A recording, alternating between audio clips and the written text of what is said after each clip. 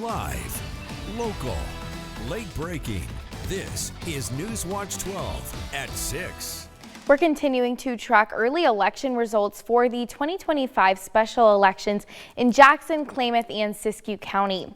Thanks for joining us for Newswatch 12 at 6. I'm Samantha Cadera. In Jackson County, not all votes have been counted yet, but unofficial results have developers ready to move forward with the Creekside project. Newswatch 12's Daryl Green has more. 28% of Jackson County voters currently have their ballots counted in the special election. Unofficial results will not be updated until November 13th, but Jackson County Clerk Chris Walker expressed that the current voter turnout is on par with expectations. I was figuring between 25 and 30%, and we are going to end somewhere right in that area. It just depends on how people, when we get the postmark ballots entered, and how people respond to our the signature challenge notices or the attestations that you forgot to sign your ballot envelope. The current vote for the heavily discussed Measure 15238 sits at 51.73% of voters choosing yes. And City Councilor Nick Card expressed his confidence in the measure's ability to pass as final votes are tallied. He also laid out what the immediate future could look like if the measure passes. This is one of those that you kind of have to strike while the iron is hot, as they say. November 12th, we have a study session scheduled to go through the status of the project, to discuss the results, and to set those next steps in motion. In Rogue River, early results show that Measure 239 is passing. The measure would adopt a new 5-year local option tax levy to begin in the upcoming fiscal year. Funds from the levy would allow Rogue River Rural Fire Protection District to maintain current services. As of right now, 54% of votes are in favor of the measure, but that's subject to change as more votes are counted in the coming weeks. Much of the nation had their eyes on California Prop 50 heading into the 2025 special election, and early results show the proposition passing despite a different stance in Siskiyou County. Now take a look at the local votes. The proposition allows the state to adopt a redrawn congressional map until 2030. Moving Siskiyou County from District 1 to District 2. More than 61% of Siskiyou County voters said no, but statewide Prop 50 has more than 63% of votes saying yes. High winds and rain hitting our region overnight, knocking down trees and leaving several residents without power. Right now, you're taking a look at just some of those downed trees seen across the Rogue Valley. City of Medford had crews working overnight to respond to reports of these trees, but some parts of the Rogue Valley are continuing to be impacted by the debris left in the storm's wake. One of those is Oak Knoll Golf Course in Ashland, which is temporarily closed for staff to clear debris. Ashland Parks and Rec says the golf course has hopes to reopen in the coming days. The driving range, however, will remain closed due to more extensive damages. The golf course is working to assess the full impact and will provide updates as they become available. But let's turn it over to Storm Tracker 12 Chief Meteorologist Matt Hoffman. Matt, what can we expect moving into tonight? Well, still going to be tracking some areas of rain and mountain snow, but the winds have died down quite a bit. Let's take a look outside right now across the region. Some rainy conditions along I-5 in Phoenix. Pretty soggy views from Medford, Klamath Falls, and Gold Beach as well. Take a look at the peak wind gusts from yesterday through today. A lot of the strongest gusts last night. Acorn Woman Peak along the Siskiyous up to 88 miles per hour. Klamath Falls at the airport 75 miles per hour. Also some strong winds in the Shasta Valley up over 60 miles per hour. In Medford at the airport 46 miles per hour. But with all the downed trees, not only in Medford as well as Ashland, we could have easily saw gusts up to 50 miles per hour or more. Winds have come down quite a bit in the Rogue Valley. Still some gustier spots, especially along the coast, and it is going to stay rather windy for the coast even through tonight. Pretty widespread areas of showers, especially along and west of the Cascades. Snow impacting our higher peaks. We'll see snow levels tonight settle to around 6,000 feet, but not really expecting much of an impact to travel even through many of our higher passes. Take a look at temperatures. We've cooled into the low to mid 40s on the east side, 52 degrees in Medford, 49 in Montague, and it's 56 degrees in Brookings. It will be a chillier night for the region. Later on tonight, we will see these showers gradually tapering off into tomorrow morning.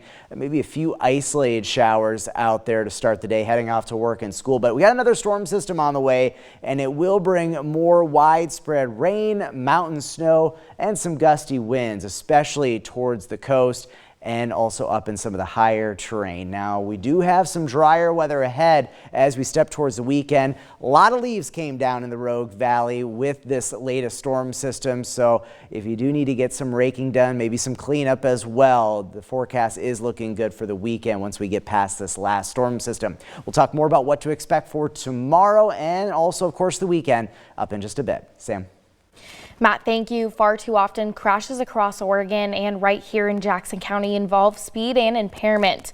But law enforcement and medics say one of the biggest challenges they face is something that's easily preventable: not wearing a seatbelt. Newswatch 12's Grace Ritz spoke to medics and law enforcement about crash statistics and how important seatbelts are. And is live. Grace, what did you learn?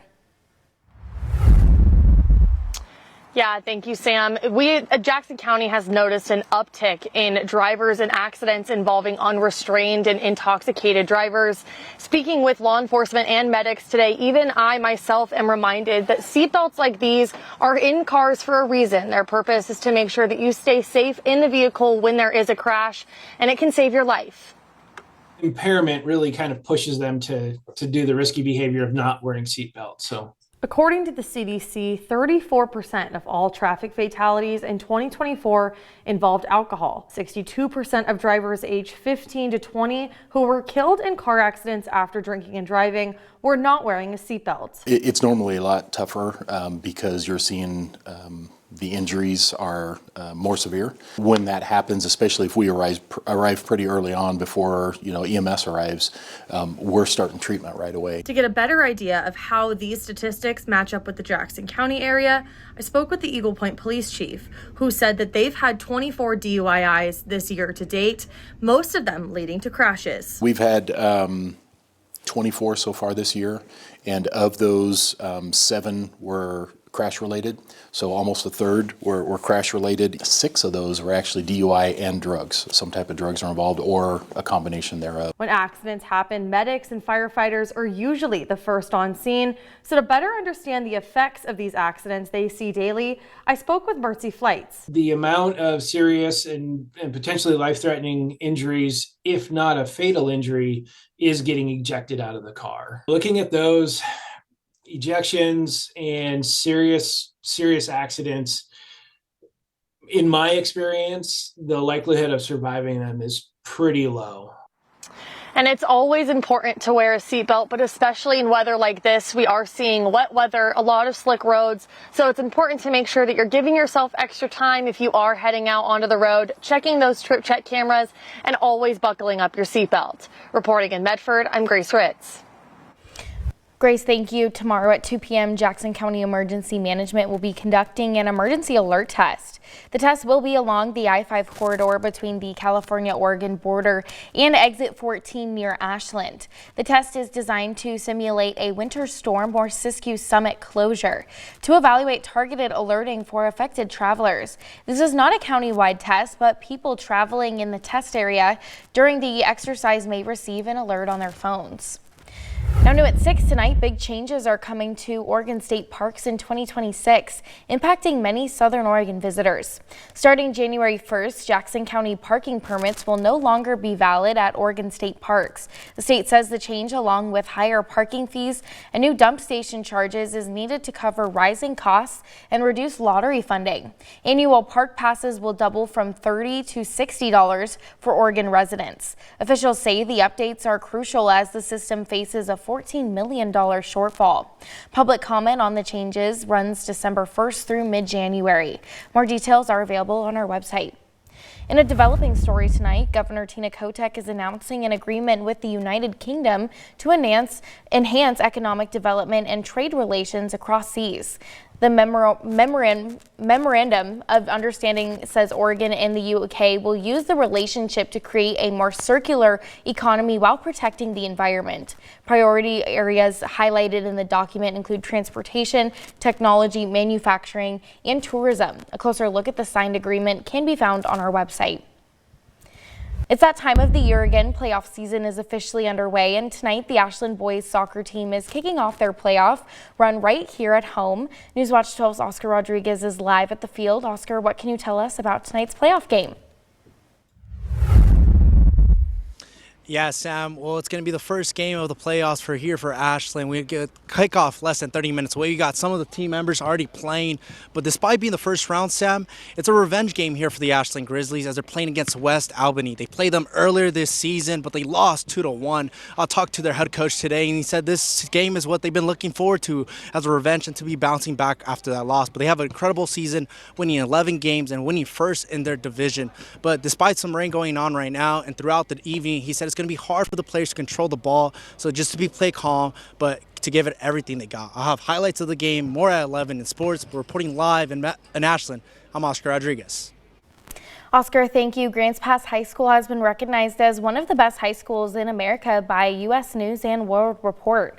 Grants Pass High School was ranked #1 in Josephine County, #2 in Southern Oregon, and ranked 30th in all of Oregon. The school has a 93.9% graduation rate as they continue to prepare students for college. Our annual Stuff the Truck campaign is here, and we're working to gather 6,500 bags of groceries for local families in need. In just the first week, we've collected more than 1,000 bags of groceries, more than a 100% increase from previous years.